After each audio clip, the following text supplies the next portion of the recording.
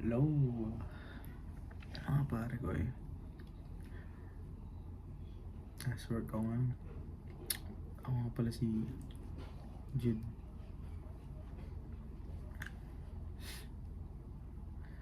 At yeah.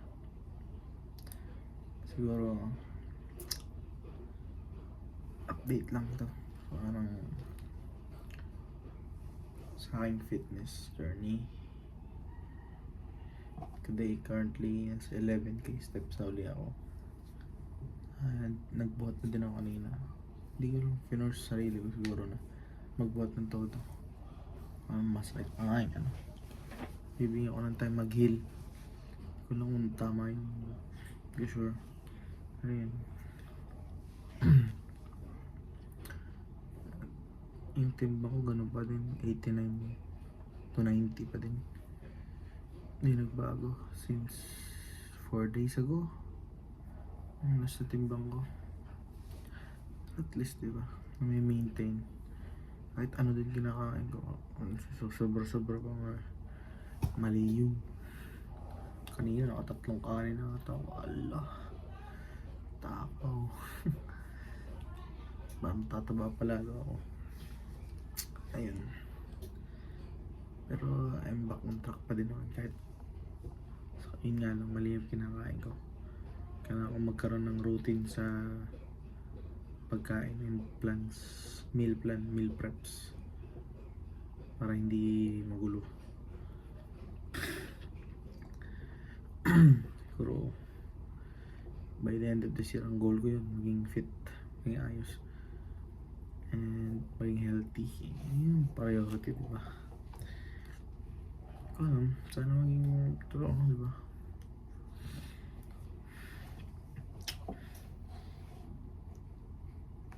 Kasi pagka tumanda ka na, yun na lang din ang hahabulin mo.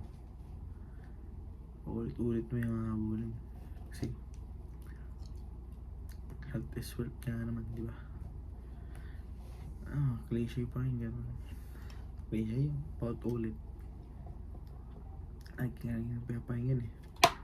Pero yun, kasi pag tumanda ka at magkasakit, hindi mo napapansin ibang mga problema. Isa na lang, yung health mo. And yun, dapat habang bata ka pa, start na maging healthy. Kasi yun naman talagang priority. Para pagtanda mo, di ba, lulook up ka ng iyong family, ng anak mo, ng kaibigan mo, at mga tao na paligid sa'yo, di ba? Since it's as simple as that na lang, guys. Tatry pa mag-English, yung marunong. Pero yun nga, yun ang goal ngayon. Kahit may mataba pa at wala pa nagbabago, ako rin di. Ay, yun, parang rant na din to, video na to. Kung may nakapanood man, di ba? Hindi ko alam kung ma-inspire ako. Pero ako na-inspire ako sa mga fit eh. Sa mga nagwo-workout, sa mga nakasabay ko sa pag-jogging. Yung kapitbahay ko, na-inspire ako. Parang in an hour, naiikot niya yung bayan. Ay 10 kilometers above yun. Balikan. Ay, hanga ako dun. Na-inspire pati ako dun. Hindi din sa kanya, pati din sa mga nagwo-workout, sa mga taong pinupush yung sarili nila para maging better.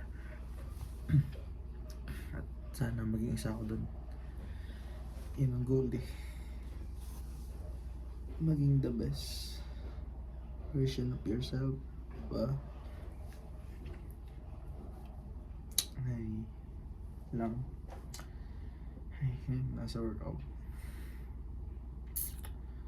Ay, kita nyo, kwarto ko magulo kasi hindi ko pinapakita. Ang gulo kasi nagtitin lang ng cups. Kagulo yan. Ayun, andun yung picture doon dati.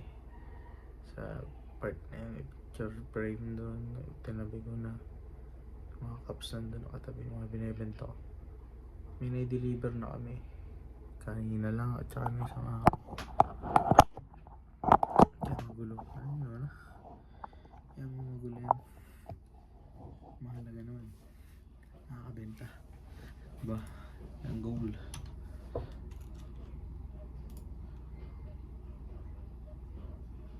Ay, isang boring.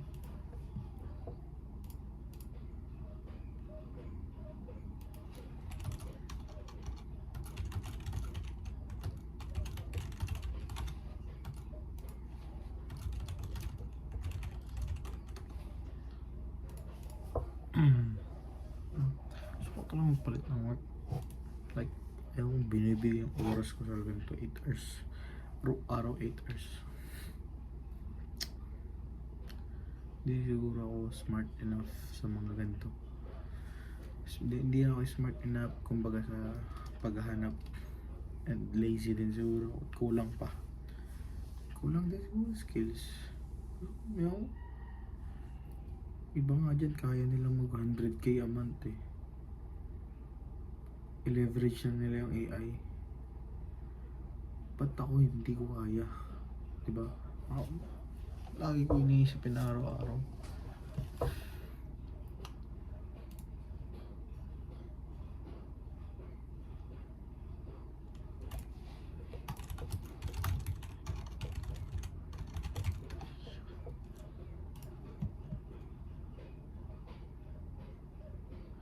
Ay nako. Ewan. Lagi ko iniisip maghanap ng magandang work. And mag-improve ng equipment dito. Gusto mag-record na maayos. Mas malinaw din yung aking boss pag nakikipag-usap dito. Kasi alam ko medyo nasanay na ako pag-usap eh. Although Tagalog, di ba?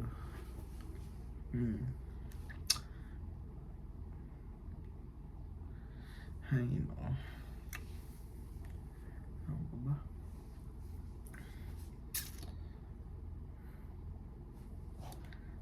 Tingnan, di ba?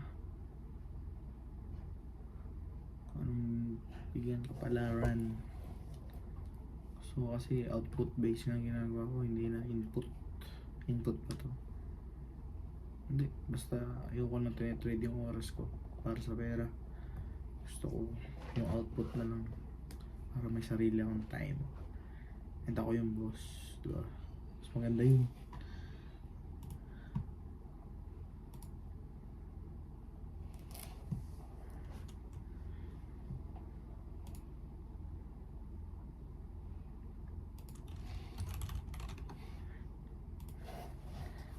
Ewan, diba? Titingnan na lang.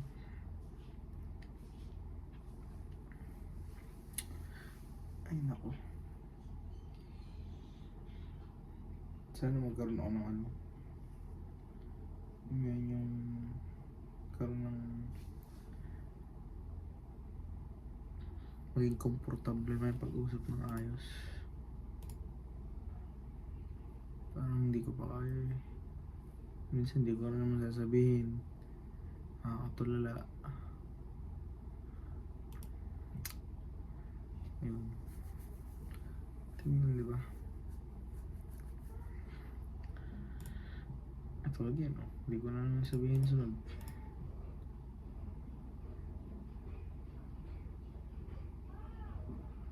Yun, hindi ko.